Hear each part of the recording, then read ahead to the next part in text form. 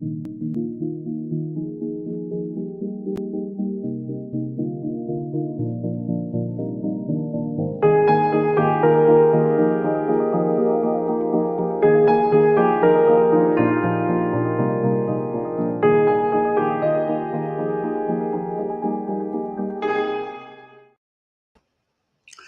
ladies and gentlemen. We have our program today about Ukraine, Russia, China. My name is Sasha Star.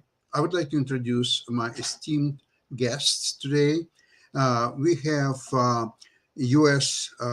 Army Colonel retired, Chris Greco. Welcome to the show, Chris. We have Nick Poliveda, founder of the network. Welcome, Nick. Hey, Sasha. We have also two friends from Ukraine. We have, first of all, Grandmaster Yuri Solodovnichenko. Welcome to the show, Yuri. And we have also Ivan Kravchenko from Kiev. Hello, how are you Hello, doing? everyone. The questions that I would like to pose, we know that Russia is building a new offense. Some people believe it's already started 5 days ago. Some believe that it started yesterday. I'm not so sure where the truth is. If it started yesterday, it was a very good day for Ukraine because they shoot several warplanes and tanks, and Russians didn't progress yesterday even 1 inch ahead. But my question is the prospects of collective responsibility for what Russia is doing today, which is a genocide of Ukrainian people, Ukrainian nation. And some people tell me that, well, Russia is a great country of Tchaikovsky and Dostoevsky and Pushkin and probably several others well-known or less known composers and writers and philosophers and so on. But to tell me the truth is when Ukrainian mother is losing her child, does it make your life any easier to know that it was killed by representatives of a country of Tchaikovsky and Dostoevsky and others? Does she care about that at all? Tell me about that. Maybe I'm missing something. Yuri, let's start with you. Of course, it is not question about Tchaikovsky, Dostoevsky, Tolstoy, or others. Now there's new generation of people in Russia, and with influence of the propaganda, the people changed completely. A majority of people, I mean, there's still some normal Russians who go to meetings and then jailed, or who emigrated because they could not live in the country which attack its neighbor. But in majority, or at least at 50% of people completely changed in Russia. They changed their mind, and well, it is not now the nation of Dostoevsky, Tolstoy, or other great Russians. Yeah. Ivan, what do you think about this? Yeah, I totally agree with Yuri. When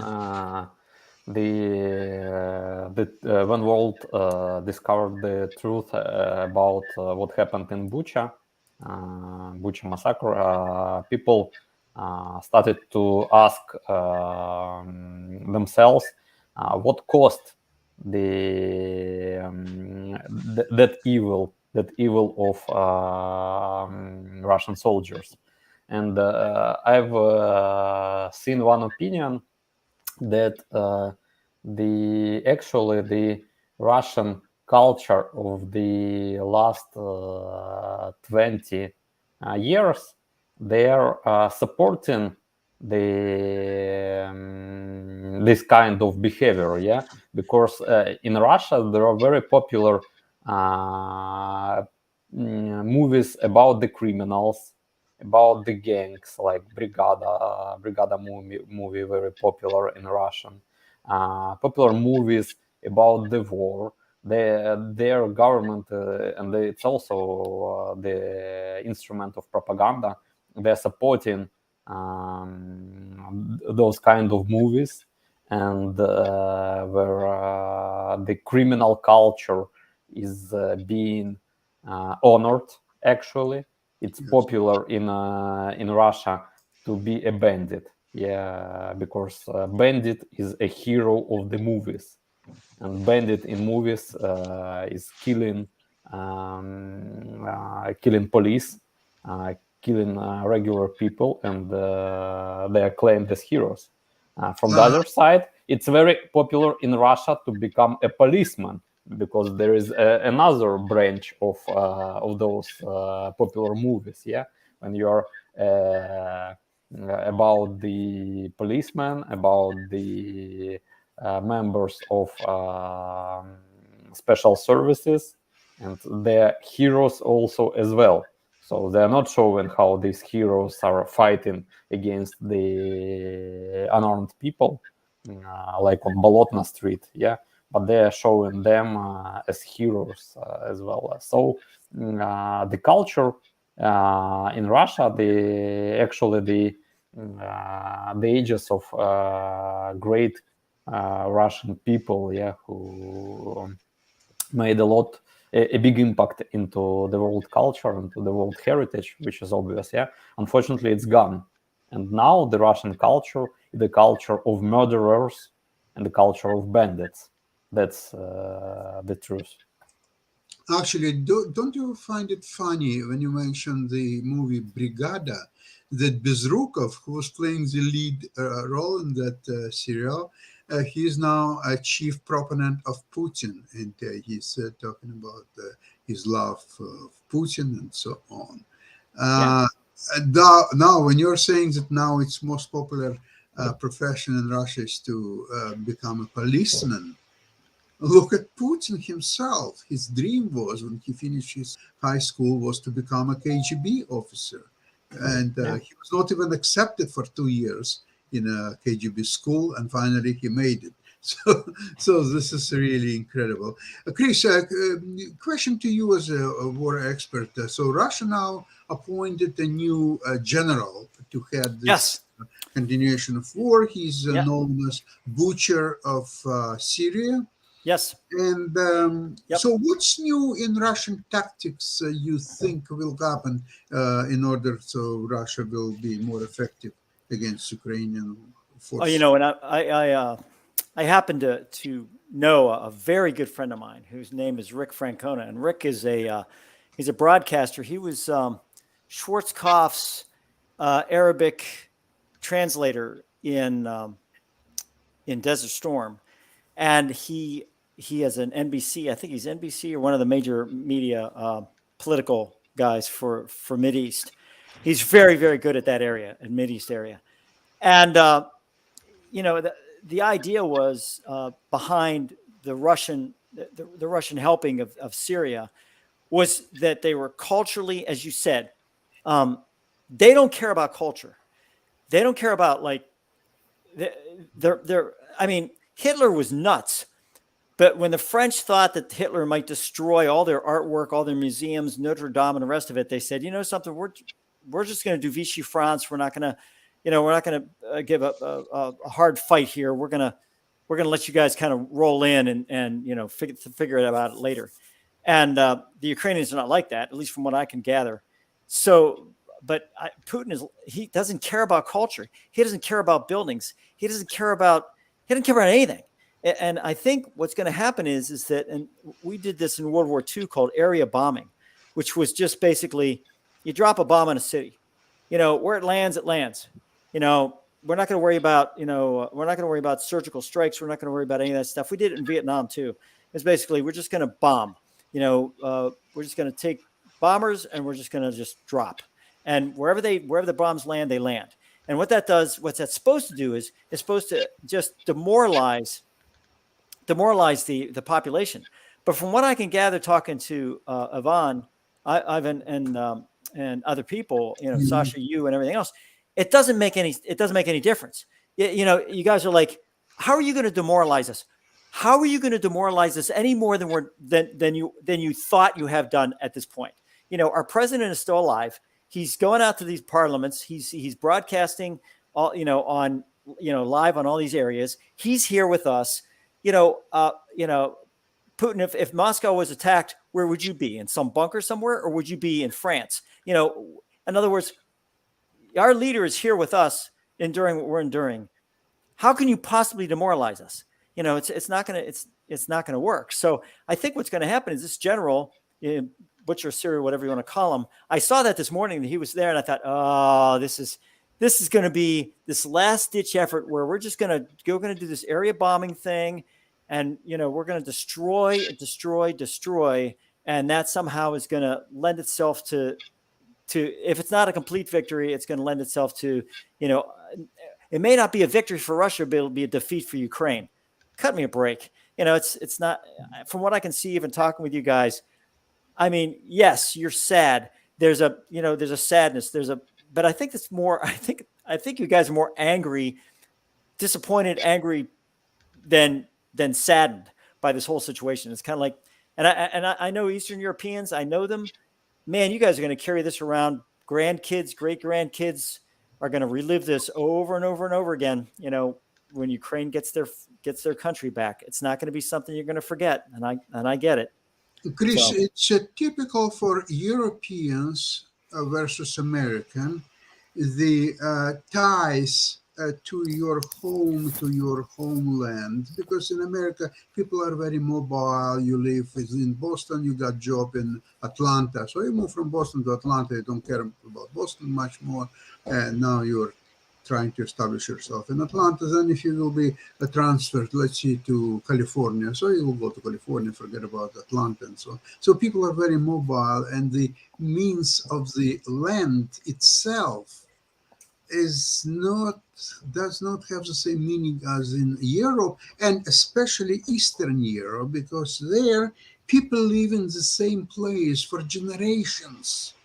Their grandfathers, grandmothers, and on, they all lived in that place, maybe in the same house.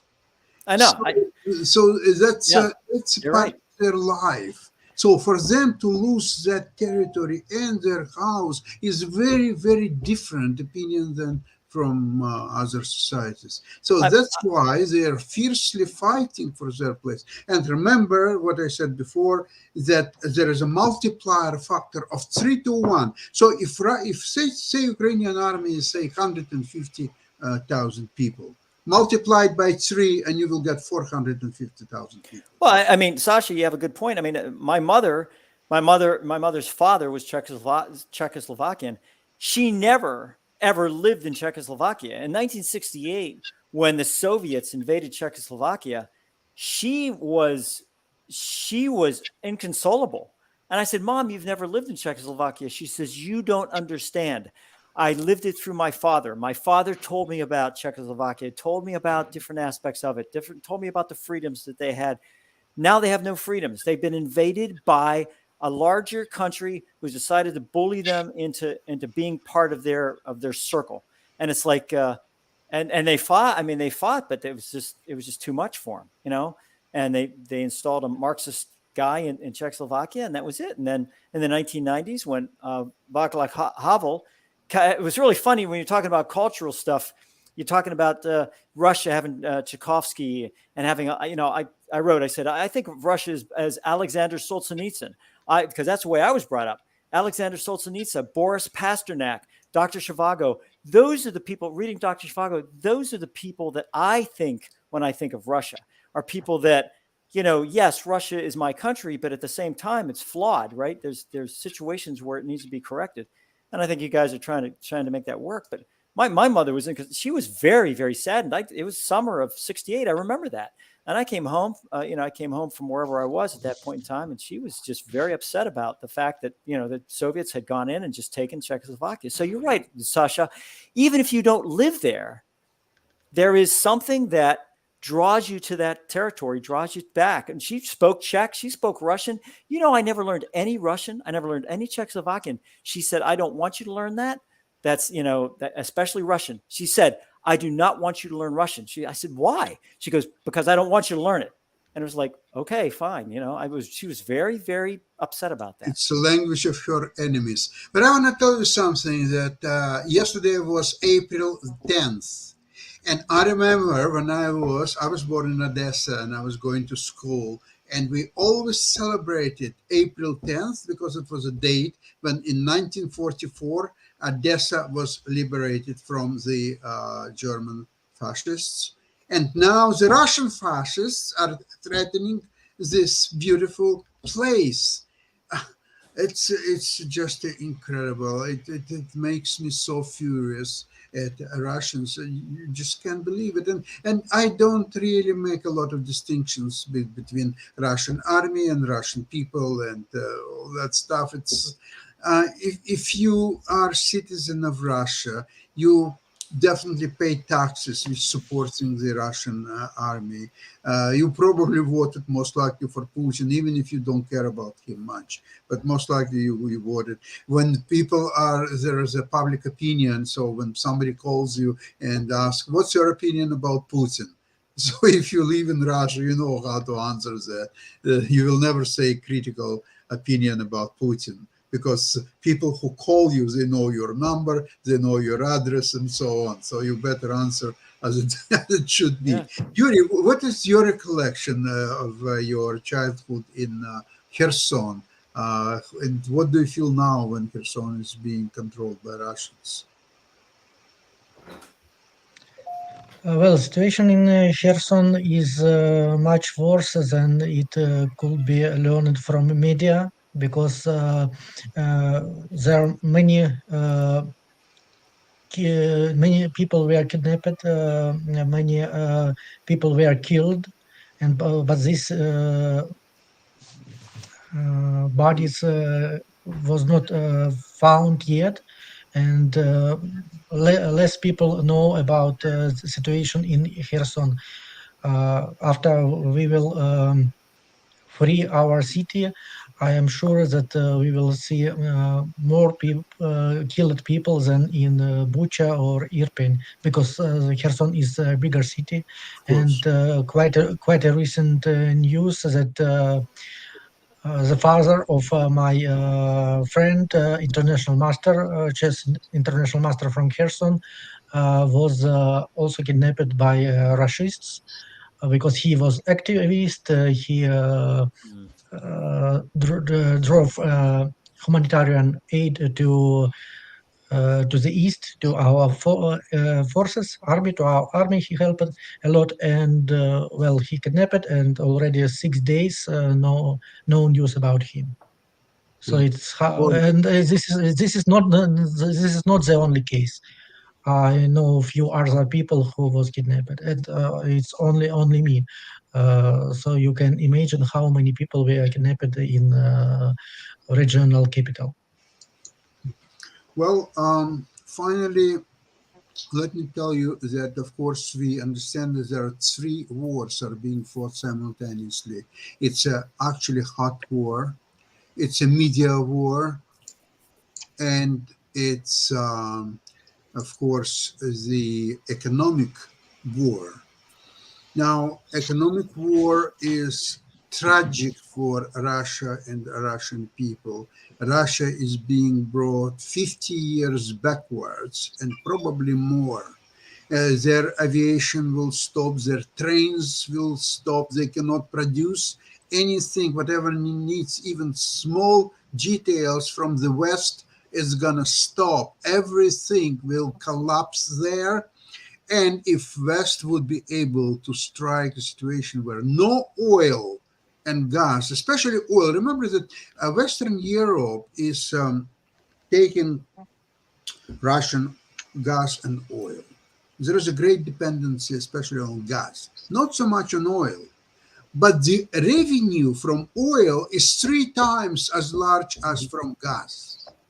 So even if you will allow, okay, get your gas, but stop the oil supply from Russia, that will put Russia on its knees very quickly. It just has to be the goal, because once the Russian regime will collapse, everything will go very quickly back to normal. And you can take Russian oil or whatever is gas, whatever you need from Russia. But that has to be very concentrated front against all Russian exports as of now. Some countries are doing a very good job at it. Some countries are not so good. Ivan, what you heard about the economic sanctions against Russia? Yeah, unfortunately, the sanctions are not going as fast as we like to be, and very few countries in Europe support oil embargo on the Russia. I've heard that recently they've decided at last to include embargo in the 6 package sanctions list. Yeah, but I'm not sure that it will be approved. But let's see. I totally agree that the economic situation in Russia will become worse and worse in a couple months. But unfortunately, we here in Ukraine, we don't have this time. Yeah, we see that these sanctions, they are not stopping Russia. The economy is still tough, though they've got a technical default actually. But anyway, they have possibilities to support the war because they're receiving actually billions of dollars for their energy resources each day. And I think that the world community should be more strict in their sanctions, in their measures, in order to stop the Russian aggression, or it will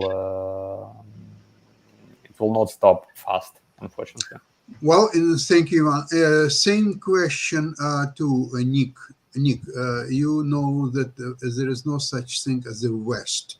There are several countries, and each one has its own government. So, although the idea is to unite actions of all countries, but there is a great difference between, for example, the United States and Germany and others. How you see the differentials between them, and how is it possible to have a united front against Russia? Yeah. Well, first of all, the United States has cut off buying oil from Russia, which was 100 million a day. So now they're getting 0 a day. So the United States has completely cut them off because we don't really need Russian oil. We don't even need Russia. I mean, there's nothing really that we buy from them that we need. So for us, Russia, forget it. Unfortunately, Western Europe, a lot of countries in Europe still buy 300 million a day from Russia. But the thing is, the West doesn't support Russia at all. As a matter of fact, there's a clip that Ivan gave us. I'd like to show it because this show does get beamed into Russia, even though they don't like. They've tried to cut off media, but they have not been able to cut off the internet. So let me just show this quick clip, Sasha. Від Конгресу США Слава Україна! Героям слава! До Ради Європи. За місяць війни до нашої боротьби долучилися найвпливовіші організації, компанії та люди світу. Леонардо Ді Капріо, Міла Куніс, Ілон Маск, Девід Бекхем. Я передаю свій інстаграм-аккаунт Харківському перинатальному центру. І тепер ніхто і ніколи не сплутає нас із сусідами. Ukraine. І не спитає, де ця Україна. Весь світ з Україною. Yeah, so this is the West attitude toward, and it's good to see Yuri here. He's a chess grandmaster. I did check out his FIDE rating. So the thing is, it's good to have a chess grandmaster on our show. So thank you for being here. He's actually, Sasha, he's a really good player. Yuri is over there. I'm wondering how this affects the chess world, because I actually went over to Russia to play chess. So I was there about 7 years ago, but I never thought about going to Ukraine. But it looks like Ukraine's got a lot of good chess players too. I should have probably gone to Ukraine and played. But no matter what, the West is solely behind the Ukraine. In other words, in this skirmish with Russia, and we really are not happy with Russia at all at this point in time. We're not happy with Putin. What's his name? Our president said Putin must go, and they said not really. I can tell you right now, Putin needs to go. He's got to go before the United States come back and do any business with that country. Him, his circle, his garbage has got to go. Okay, this is totally unacceptable by a major world leader to, on a whim, invade another country. And so the thing is, and we are broadcasting internationally. I did check all of our stats. I usually go behind the scenes and check to make sure that we are broadcasting into Russia. We're broadcasting into South Korea, Philippines, and 122 countries. And I think it was bad for Biden to retract that. No, Putin doesn't deserve to be a world leader. A world leader doesn't play games like that with people's lives. He didn't retract it. He didn't apologize. He didn't apologize. Good for him. He shouldn't apologize. No, he because didn't. somewhere along the line, Putin has to go. Otherwise, the West we're not going to do business with that country again. You can forget it. McDonald's is out. They won't come back. Exxon's not come back. Nobody's going to come back. And that's going to be pummeled into a third world country. So the Russians who are listening to this, just realize your country will become a third world country, as the West is going to have nothing to do with Russia anymore after this skirmish. I can guarantee you that. So not that we're angry about this, but I can guarantee you if it isn't the Ukrainians are upset about it, the Americans are very upset with this, because he surrounded Ukraine and said, "Oh, I'm not going to invade." And he lied. He lied to the whole world, and then he invaded Ukraine, which is to me, it's abysmal. At first, I thought Karjakian being ousted was not the right thing to do, because what did he have to do with this? Well, let me tell you something. Yes, we're not going to play the Russians in chess. No, they can't go to the team tournament. And yes, they're going to be completely ostracized. Anybody who supports that type of behavior is going to get the back end of the West in no uncertain terms. And with that, Sasha, I'll turn it over to you. Yeah, thank you, Nick. Listen, I would like to have a great thanks to all participants of today's program. Slava Ukraini. Героям слава. Героям слава. All the Thank you. best. And let's hope by next week, or maybe even earlier, Ukraine will be victorious in this horrible war. Thank you so much, Slava Thank you, Ukraini. Sasha. Bye, We everyone. are sure Bye. that we will win.